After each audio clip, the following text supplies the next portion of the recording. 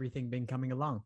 Oh, it's been interesting. I just made the decision to apply to law school. Well, I was back and forth, but I really solidified my decision maybe in May. And so I am now just kind of getting in the rhythm of studying, but realizing that I'll probably be applying next year, not this year. And I'm kind of at a loss as to how to approach studying and how where to even begin. I feel there's so many online resources, and it's kind of it's really overwhelming with starting out. So I just wanted to get your input on where to kind of start, or how to begin, and what strategies I can start to take. Sure, definitely. And of course, there is a lot out there. There's a lot of resources and there's a lot of exams. Yeah. And so I can definitely understand the overwhelm.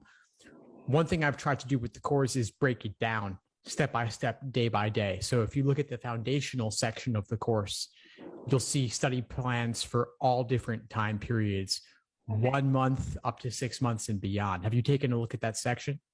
I haven't yet. I haven't really started navigating the course yet. I was a little confused on how to do that. Do I have to create a login, or how does that work? Yeah, so you actually should have gotten a login email when you joined the course. Did you get anything like that? Let me pull it up right now. Okay, yes. I see here are the top 5 resources you should be looking at on day 1. Okay. So, and is this kind of more of a full-time course, or is it a take your own pace? Because I'll probably be working full-time in starting September, and from there we'll be studying part-time. Yeah, so it's definitely not meant to be LSAT is the only thing you're doing in your life, right? It's meant to be manageable. I'm assuming that you've got other obligations of some kind, like work or school or whatever, and that's fine. Mm-hmm. And so it is go at your own pace. The videos are on demand. You can watch them anytime. You can rewatch if you like. There's also live classes in the workshops section of the course. You'll see the details about that. And there's the recordings of all the previous live classes there as well. The foundational section is the best starting point, though, if you're especially given that you're starting from scratch. Mm-hmm. And then you can get into the more advanced materials as you devote more time to this and get into it deeper. Okay. And then the live classes, is that kind of all of the students or everyone studying for the LSAT meets together, or how does that play out? Yeah, so they're open to everyone with supreme and premium level access. There's classes on different topics, including, of course, logic games, logical reasoning, reading comprehension. There's classes and study groups. We also have weekly sessions on the admissions side of things as well, personal statement, application essays, letters of rec, all of that stuff too. And so everyone gets together. And of course, if you can't make it, that's fine. You can always watch the recordings later too. When are the live classes? When does everyone get together? So the live classes are almost every day. They're typically at 8 p.m. or 9 p.m. Eastern time. Okay. We also have study groups. So sometimes they're at 7 p.m. too. So where are you located, by the way?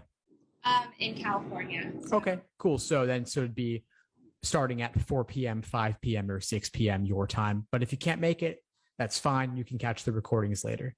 Okay. And besides the LSAT Prep Plus, is there any other textbooks that you would recommend, or is everything kind of already included in the course?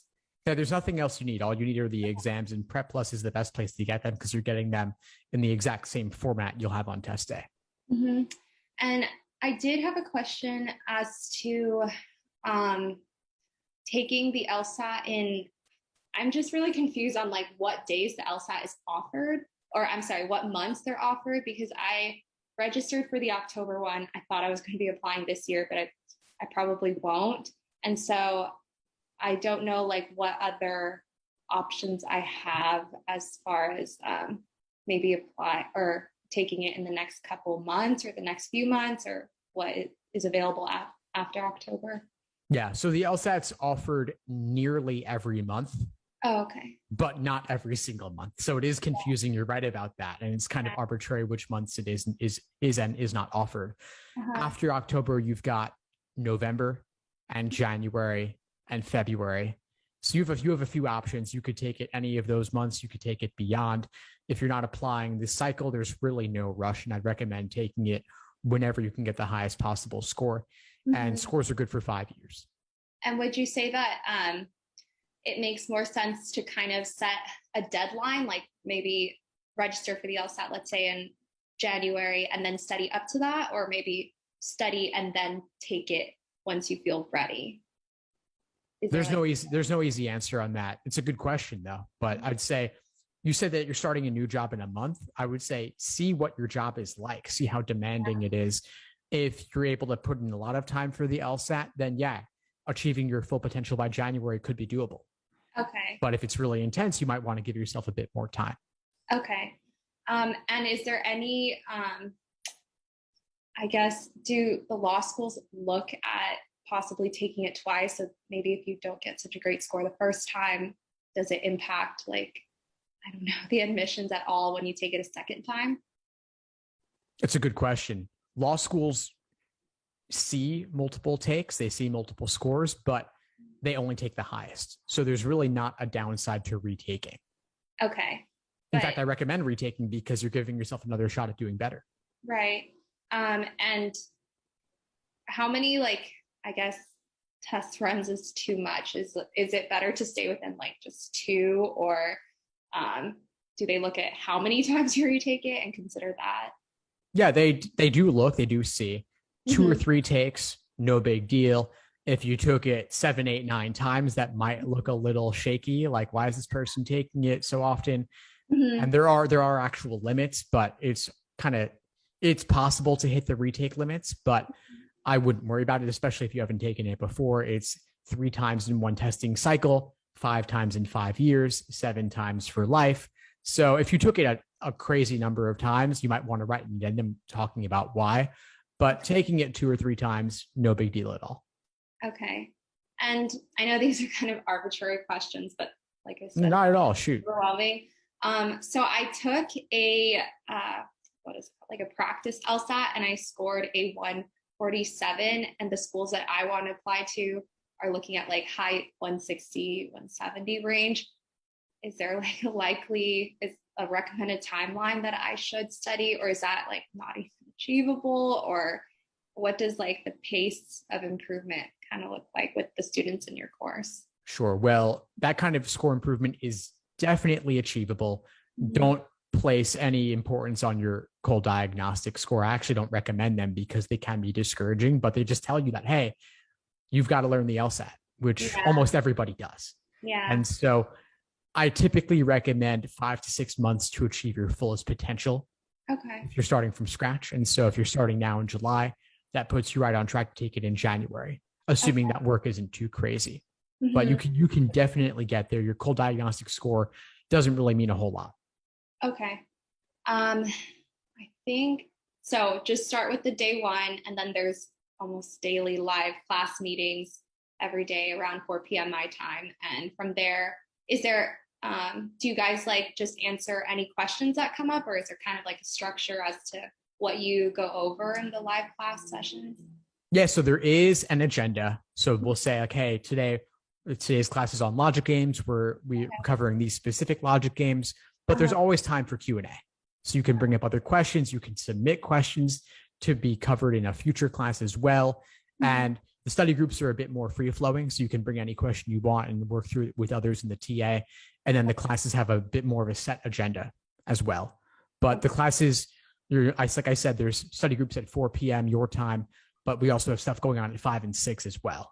So let's say you have your work, you start work in a month, maybe you can't make the 4 o'clock, but you can make the 6 o'clock. That could be a good way to go. Okay, I see. Okay, well, I think that puts me at a good place to start. And I will probably reconnect on a live class session. So yeah, I think that answers all of my questions for now. I know they were very ambiguous, like I said, but just needed to kind of get in the right, be able to shift gears and get into the mindset. Yeah, for sure. Of course, Sarah. It was great to meet you. Your questions are definitely understandable, especially starting from scratch. We also have more in that foundational section including the day-by-day study plans. We also have orientation videos covering a lot of the basic Q&As. So you might want to watch those just to get a more general overview of what's involved in this whole process. But I'm glad you're starting early, and I'm glad that you're giving yourself the time to master this. I mean, I think that your score increase is a big one, but it's definitely achievable. Okay. Yeah. Well, that's encouraging. So thank you so much for taking the time to meet with me and for answering my questions. And I will connect with you again soon. Thanks for tuning into the show. Please subscribe if you haven't done so already to be notified of new episodes as I release them. And feel free to reach out if you need anything at all as you move forward with your prep. I'm happy to help however I can. In the meantime, I'll wish you all the best and take care.